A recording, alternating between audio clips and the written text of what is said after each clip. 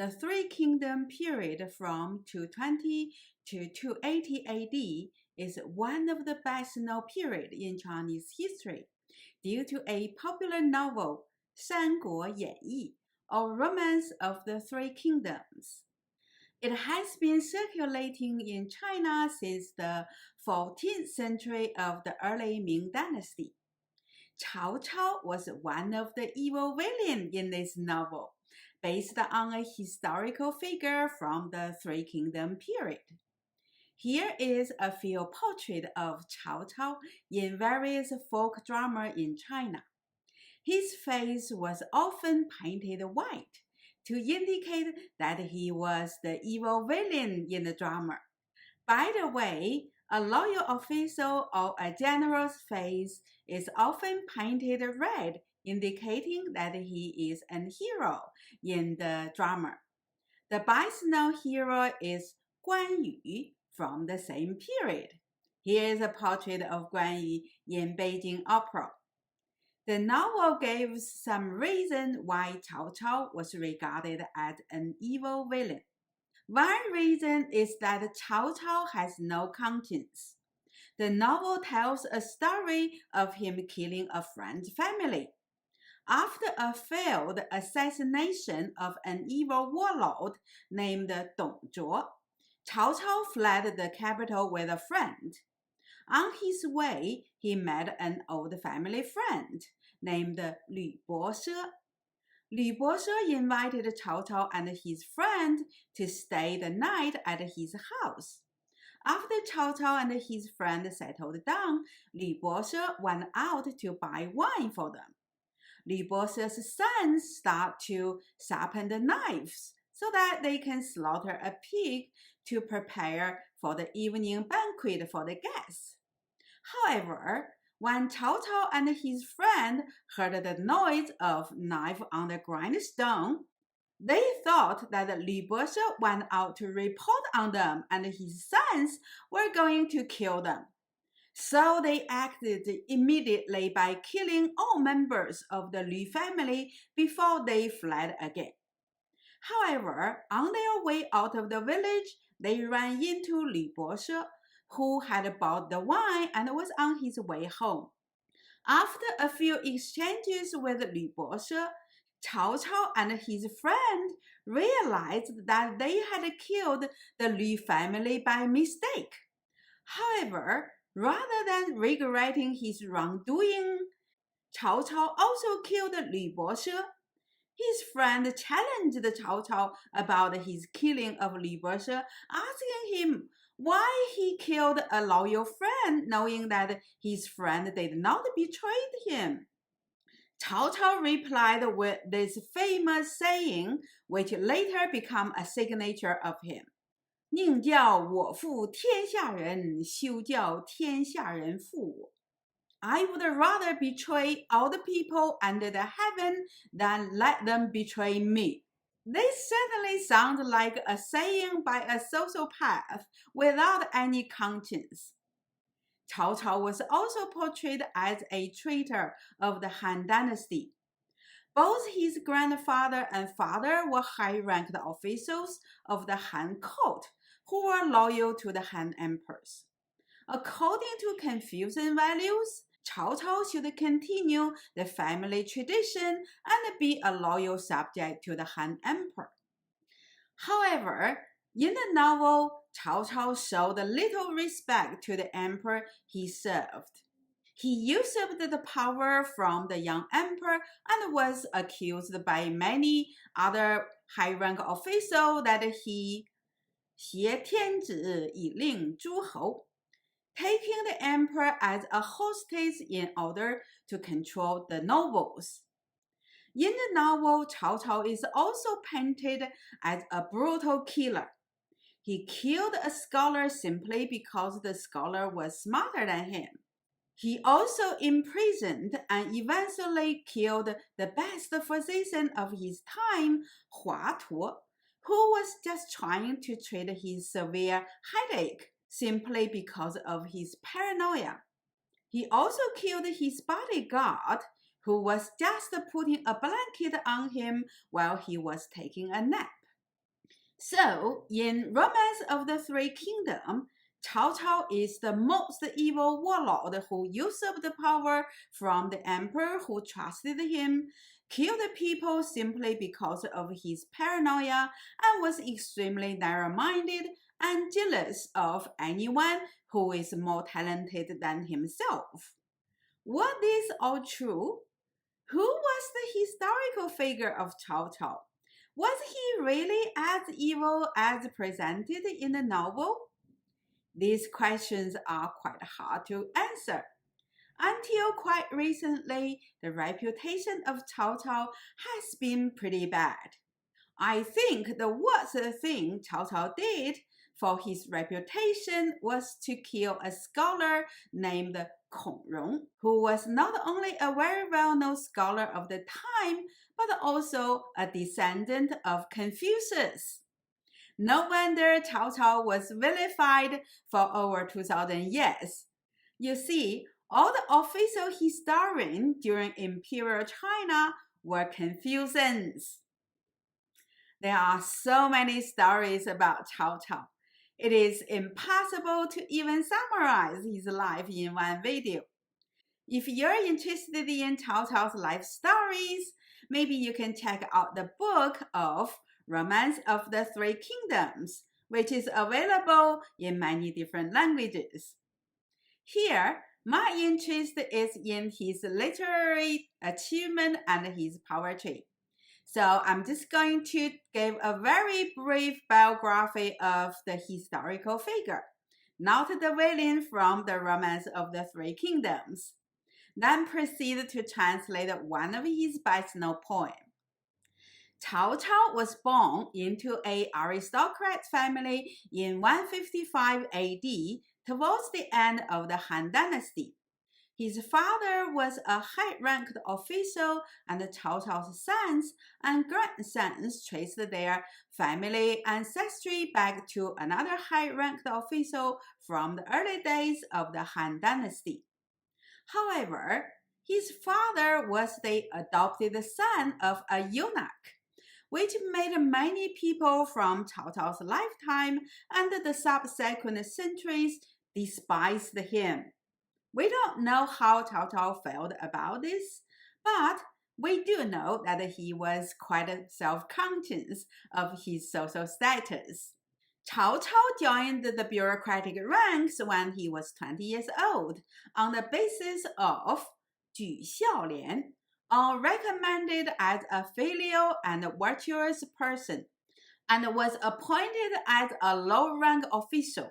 This was a common practice at the time. Most of the sons or younger brothers of high-rank officials would enter the officialdom this way. Cao Cao did not make much progress in his political career in the following 10 years, from 174 to 184 AD, until 黄巾起义, or the Yellow Turban Rebellion, erupted. The Yellow Turban Rebellion was led by a group of religious Taoist priests under the banner of 太平道, or the Great Peace Sect. They got their name because everyone in this sect wore a yellow turban like this. The Yellow Turban Army were made of the followers of the Great Peace Sect, and there were nearly 400,000 followers rose to rebel against the Han court at different locations in Hebei and Henan provinces. This posed a huge threat to the Han Dynasty. The then Emperor Liu Hong quickly appointed Cao Cao and many other officials as generals to raise army fighting against the Yellow Turban Army. The rebellion lasted nearly a year to be put down. Cao Cao and many other generals rose quickly in their ranks and consolidated their military powers, which sowed the seed for the collapse of the Han Dynasty. and eventually led to the establishment of the Three Kingdoms 5 years or 35 years later, depending on which historical books you're reading. The Emperor Liu Hong passed away in 189 AD, and his young son, the 13-year-old Liu Bian, became the new emperor.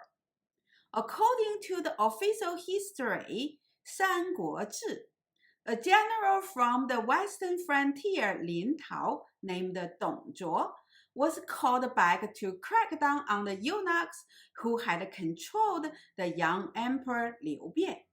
After the eunuchs were all killed and replaced the emperor Liu Bian with his younger brother Liu Xie as the new emperor, Dong Zhuo became the real emperor behind the scene. However, other high-ranked officials were not happy with the way Dong Zhuo behaved at the court. Dong Zhuo showed no respect to the 80-year-old emperor and even raped some of the court ladies. Cao Cao joined many other officials in their effort to eliminate Dong Zhuo and his force. They eventually killed Dong Zhuo in 192 by a general named Lü Bu. However, this action did not bring any peace. There were constant fighting between the different factions within and without the court.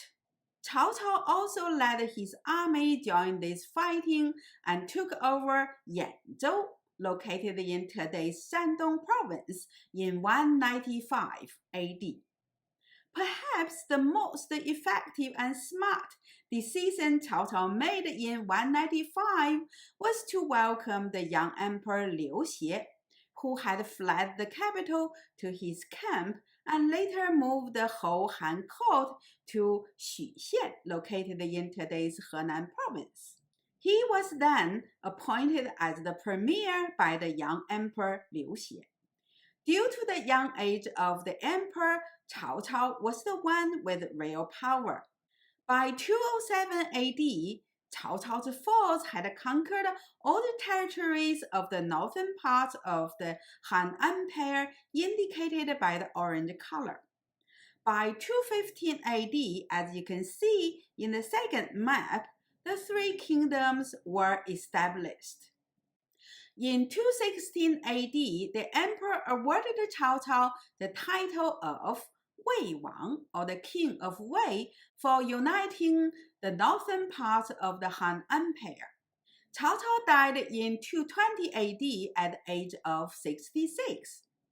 Although Cao Cao was not a loyal official to the Han Emperor Liu Xie, he made sure that Liu Xie held the title as the emperor all his life, even though many officials urged him to claim the throne.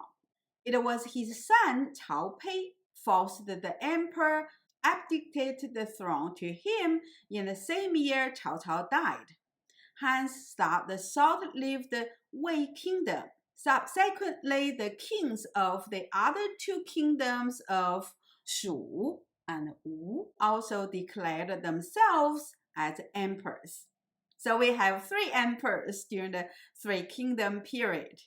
The Wei Kingdom did not last long. It ended in 266 AD when a high-ranked official named Sima Yan usurped the throne and founded the Jin dynasty. Sima Yan and his brothers were excellent generals. It took them 14 years to conquer the kingdoms of Shu and Wu and regain most of the Han territory in 280 AD. Even though Cao Cao had a very bad reputation among the Confucian historians, he enjoyed a rather mixed reputation among the scholar officials. This was because Cao Cao showed immense appreciation to people with talent and recruited many famous scholars and warriors of the time at his court. The most famous ones were the Jian'an Qizhi, or the seven masters of the Jian'an reign. Jian'an was a nianhao, or the name of the emperor's reign from 196 to 220 AD.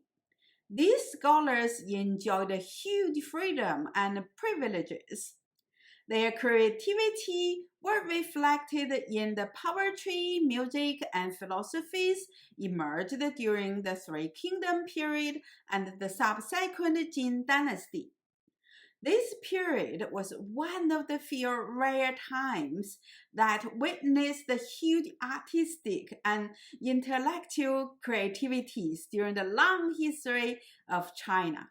Cao Cao and his two sons, Cao Zhi and Cao Pi, were all excellent poets of their time. Today, I'm going to translate one poem by Cao Cao. Then I'm going to translate a poem by his son, Cao Zhi, in my next video. The title of this poem of Cao Cao is 短歌行, or a short ballad. But the poem is quite long, so I divided it into 4 parts. Now, let's read the first part. 对酒当歌，人生几何？譬如朝露，去日苦多。慨当以慷，忧思难忘。何以解忧，唯有杜康。对 means in front. 酒 means wine. 当 means should. 歌 means sing. 人生 means life.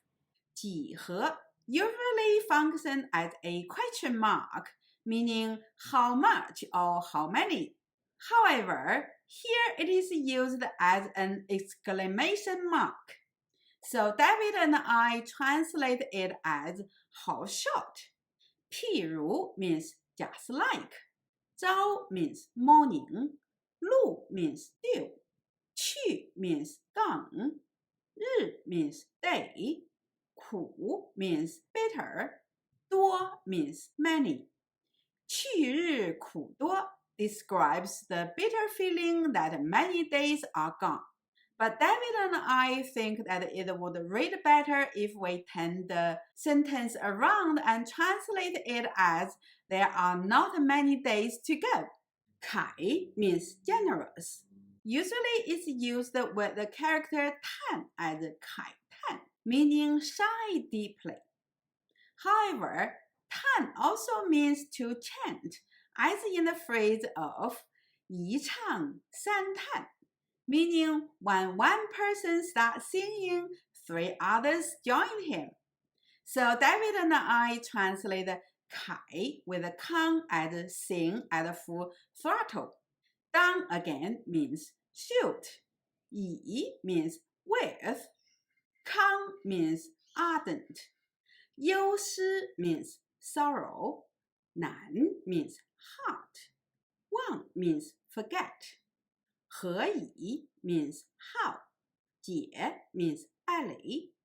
忧 means sorrow. 唯有 means only. Du Kang was the name of the Yellow Emperor's chef, who invented wine and was worshipped as the god of wine in China. Here his name is used as a generic term for wine. So the 4 lines can be translated as singing in front of wine, how short is life. Just like the morning dew, there are not many days to go. Singing at full throttle, my sorrows are hard to forget. How to allay my sorrows? Only wine will do. 庆庆紫金，悠悠我心。但为君故，沉吟至今。悠悠鹿鸣，食野之苹。我有嘉宾，鼓瑟吹笙。青 refers to a color that varies substantially from green, blue, navy to black, depending on the textual context it is used. For instance, in the line of 青青河边草, or the last green grass by the river, 青 means green. In the line 碧海青天夜夜心. All surrounded by the ocean-like deep blue night sky, the moon goddess felt so lonely. Here Qing refers to the navy blue of the night sky. In Li Bai's poem, 高堂明镜悲白发，朝如青丝暮成雪, meaning I'm saddened by my graying hair. It was like black silk in the morning, but turned into snow by the evening. Here Qing refers to the black color.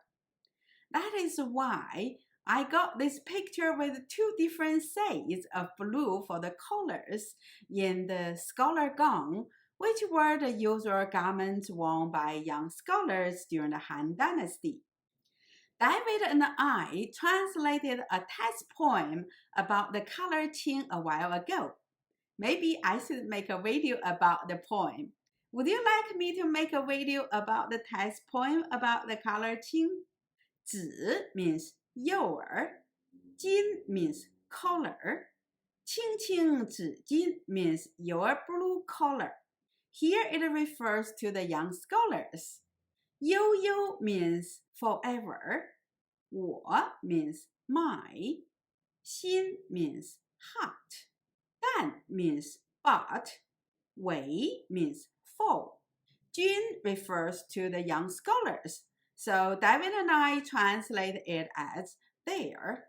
故 means sick. 沉吟 means mutter to oneself. 至今 means till now. Yo-yo refers to the sound of deer. So I translate it as bleat. 鹿 means deer. Ming means cow. Shi here should read in the fourth tone, meaning feeding on something. Ye means plain. Zhi means on. Ping means duckweed. Wo means I. You means have. 嘉宾 means honored guest. 鼓 means play. 瑟 means harp. 吹 means blow, but here it means play. 声 refers to flute. So the four lines can be translated as, the young in scholarly gowns stay in my heart forever, but now it is for their sake I mutter to myself. Bleat, bleat, the deer call on each other, feeding on the duckweed on the plain.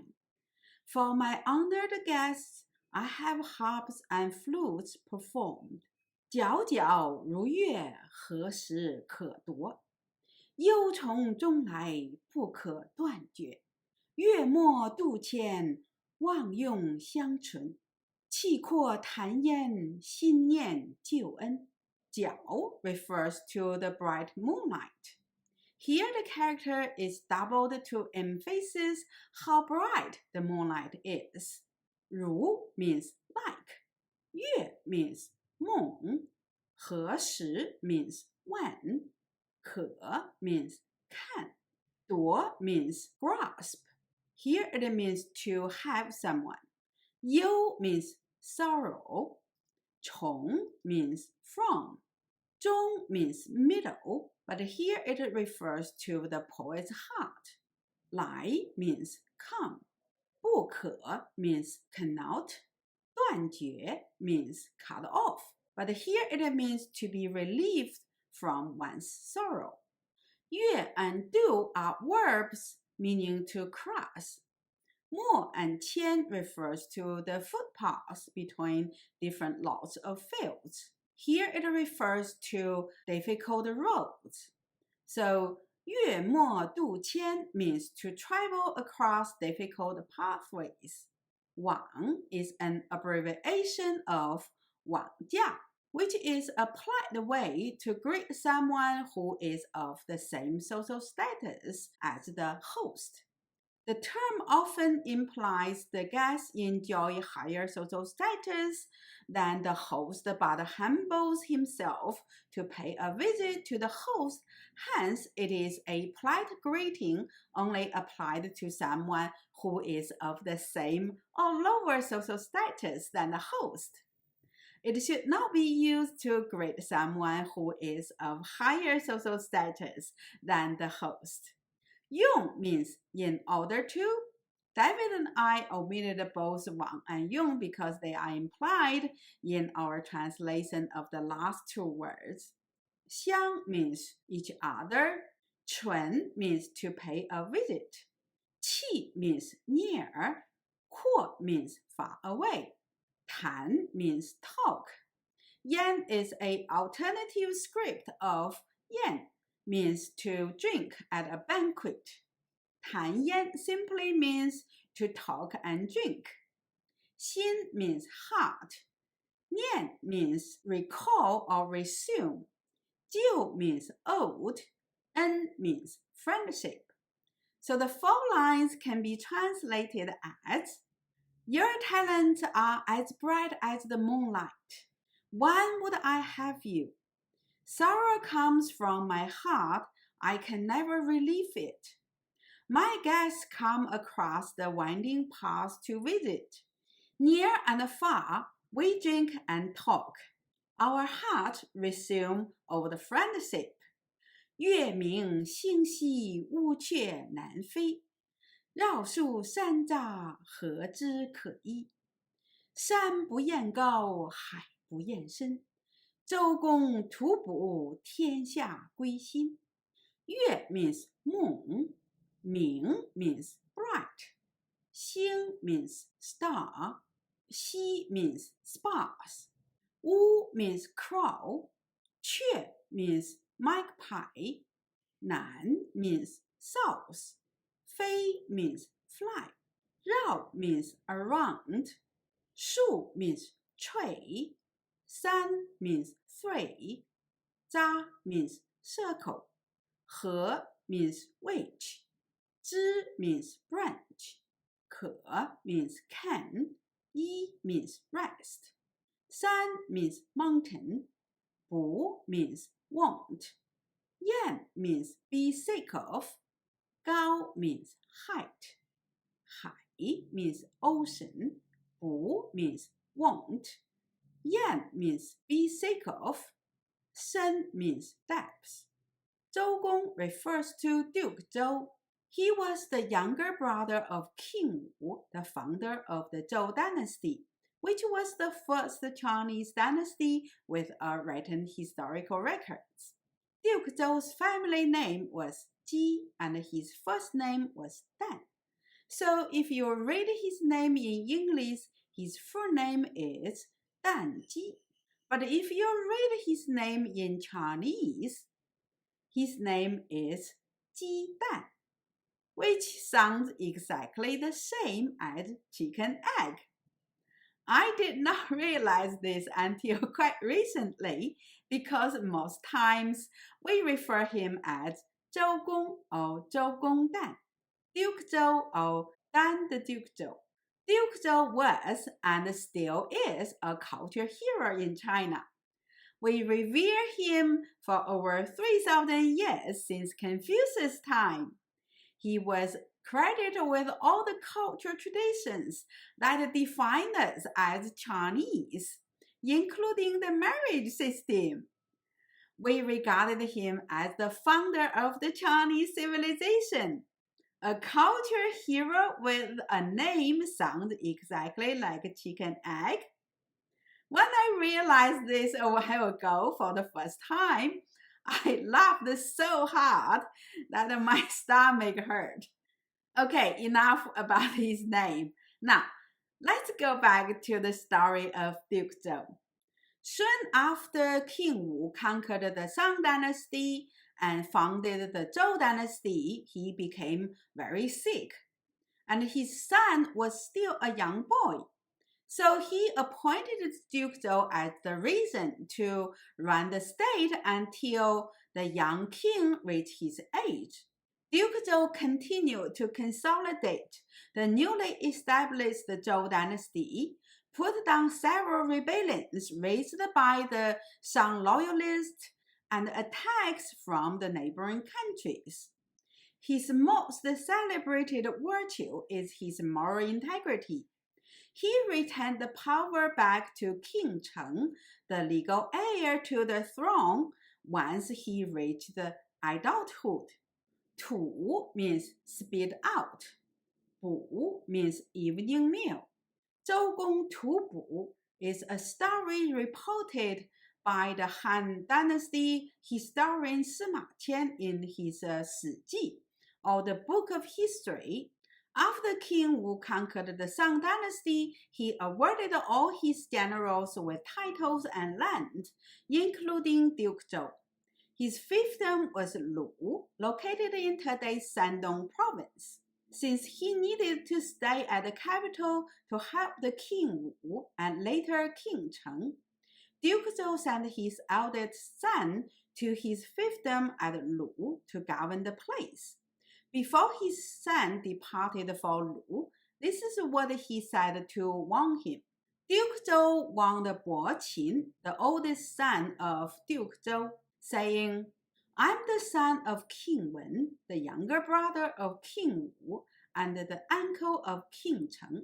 So I'm not a lowly person according to the heaven's mandate.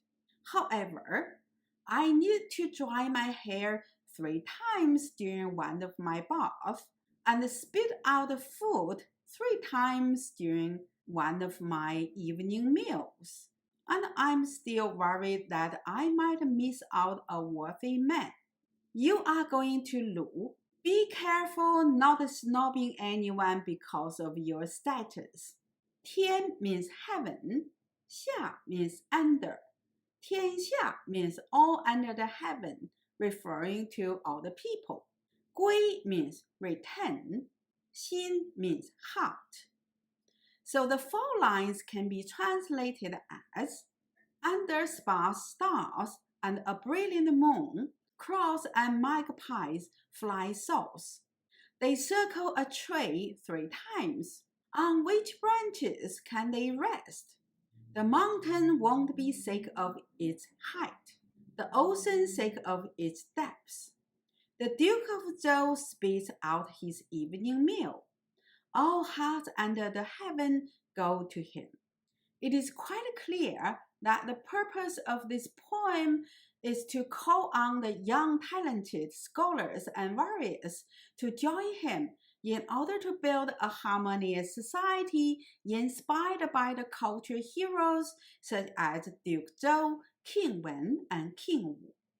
The poem starts by setting the scene, a banquet with lots of wine and entertainment, such as harps and flutes. Then the poet reminds the young people that life is short. It is like the morning dew that will disappear quickly, so one needs to build a career as soon as possible.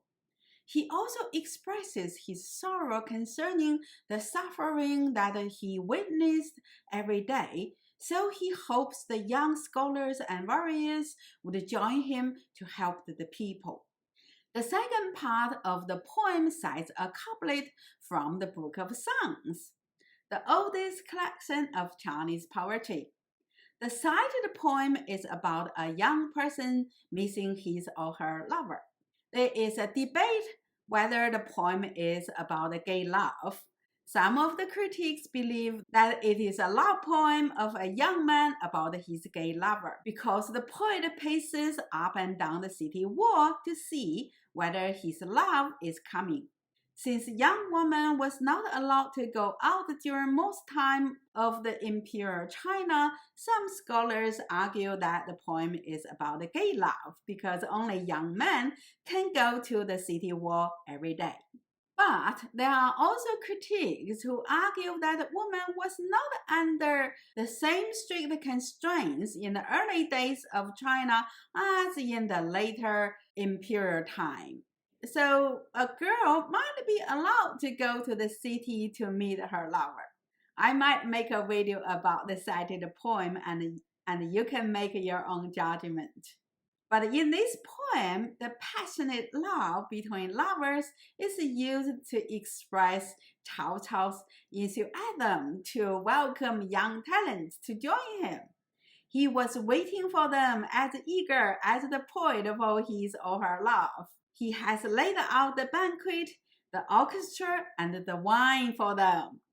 The third part of the poem tells the young scholar what is waiting for them and how much they will be welcomed. And the fourth part of the poem tells them that he will be like the Duke of Zhou, who paid the ultimate respect to the young scholars by offering them the best opportunity for them to realize their potentials and achieve great things together. This poem perhaps tells us more about what kind of person Cao Cao was than all the stories about him from the novel of Romance of the Three Kingdoms. Apparently, Cao Cao held the Confucian ideal for a harmonious society. He wanted to recruit young talents to relieve people from the suffering inflicted on them by the constant warfare among the warlords. He issued several 求贤令, or decree of recruiting worthy scholars when he was the premier. Here is an excerpt from one of his decrees.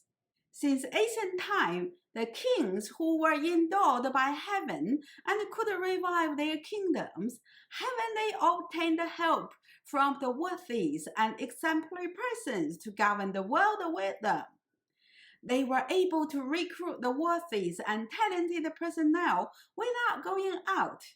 Is it that the kings were just fortunate to meet those worthy and talented people on the street? No, it is because the kings searched for them. Nowadays, the world hasn't reached a peaceful time.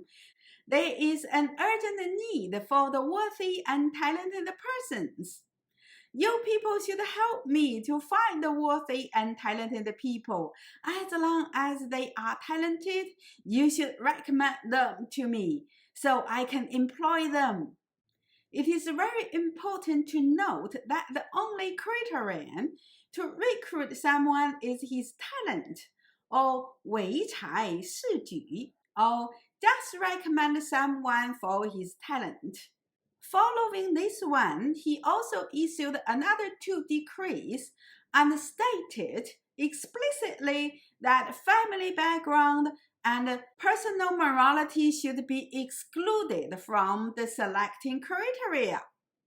Such statements were quite shocking to the scholars of the time because it had been established that virtues such as filial piety and moral integrity were the key selecting criteria for scholar officials since the early days of the Han Dynasty. Cao Cao himself was recruited under the criteria of 举孝廉, or recommended for the virtues of filial piety and moral integrity. These policies were quite radical at the time when aristocrats' background pretty much was the only criteria for a young man to enter officerdom. By adopting this radical recruiting policy, Cao Cao was able to attract most of the talented generals and scholars of his time to his camp.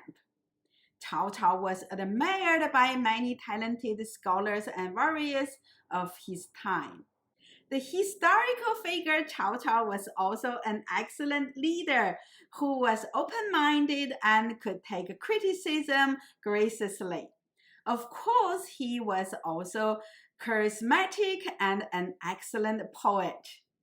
Like Confucius, he also admired culture heroes such as Duke Zhou. Cao Cao swore he would treat the talented and worthy officials with the ultimate respect and provide all the support for them to realize their potentials and ambitions to bring peace back to the Chinese world and build a harmonious Confucian state where all the people under the heaven can enjoy a peaceful life.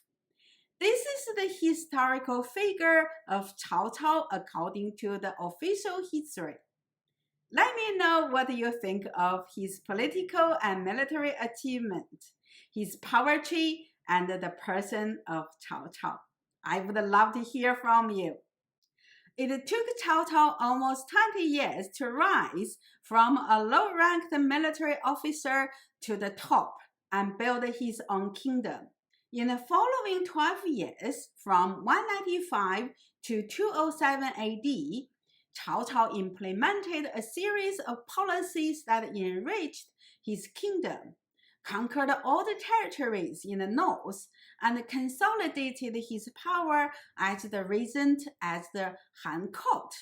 If it was not for the famous 赤壁之战, or battle at the Red Cliff, where he was defeated by the joint force of the Shu and Wu, he would be able to unite the whole empire in 208 AD. However, his force was almost destroyed during the battle at the Red Cliff. There are several movies made about the battle at the Red Cliff. Here is a link to one of the movies if you're interested. It was his son, Cao Pi, who declared himself as the emperor of the short-lived Wei dynasty that lasted 45 years. A great general named Sima Yan usurped the throne from the Cao family in 265 AD and declared himself as the emperor of the Northern Kingdom. During the following 15 years, Sima Yan conquered the other two kingdoms and ended the Three Kingdom period in 280 AD and founded the Jin dynasty. The Chinese historian often grouped the Three Kingdom period and the Jin dynasty as one culture period and labeled the cultural phenomenon of this period as Wei Jin Fengdu, or the Wei Jin style. I'm going to make another video to talk about the unique culture phenomenon of this period and translate a poem by Cao Cao's son, Cao Zhi. Please check out my next video. I'm Dr. Gao, a philosopher obsessed with poetry.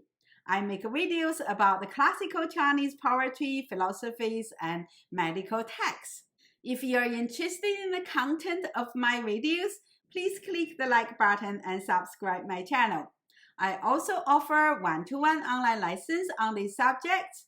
So if you would like to know more about these subjects, please contact me. Here's my email address. Thanks for watching my video. I'll see you next time.